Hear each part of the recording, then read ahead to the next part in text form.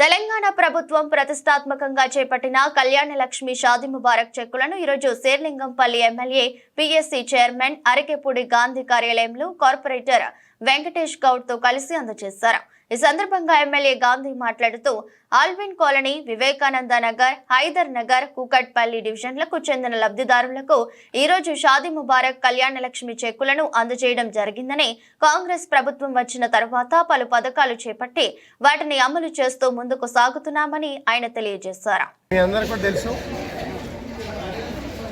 ప్రభుత్వం ప్రతిష్టాత్మకంగా చేపట్టినటువంటి పేద మధ్యతరగతి కుటుంబాలు ఇబ్బంది పడకూడదనే ఉద్దేశంతో ఒక పేద పిల్ల పెళ్లి చేస్తే కళ్యాణ లక్ష్మి షాదీ ముబారక్ అనే పథకాన్ని విస్తృతంగా అన్ని ప్రాంతాలకి ఇబ్బంది కలగకుండా చేయాలనే ఉద్దేశంతో కార్యక్రమాలు చేస్తా ఉన్నాం।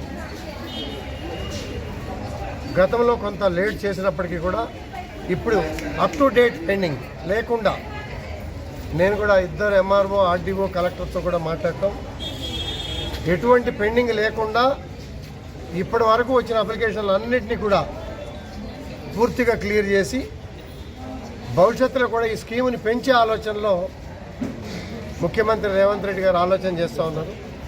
ఇప్పటికే మీ అందరూ కూడా తెలుసు, ఆర్టీసీ విషయంలో ఉచిత బస్సు మహిళలకి, అలాగే రైతు రుణమాఫీ అనే విషయంలో కూడా దేశంలో ఎక్కడా లేని విధంగా 2 లక్షల రూపాయలు సగం చేసినా 300 చేసినా మిగిలిన వాళ్ళకి ఇప్పుడు ఇస్తున్నప్పటికీ కూడా 2 లక్షల రూపాయలు రుణమాఫీ చేయడం అంటే సమస్యైన వ్యవహారం కాదు। మరి కరెంటు విషయంలో కానీ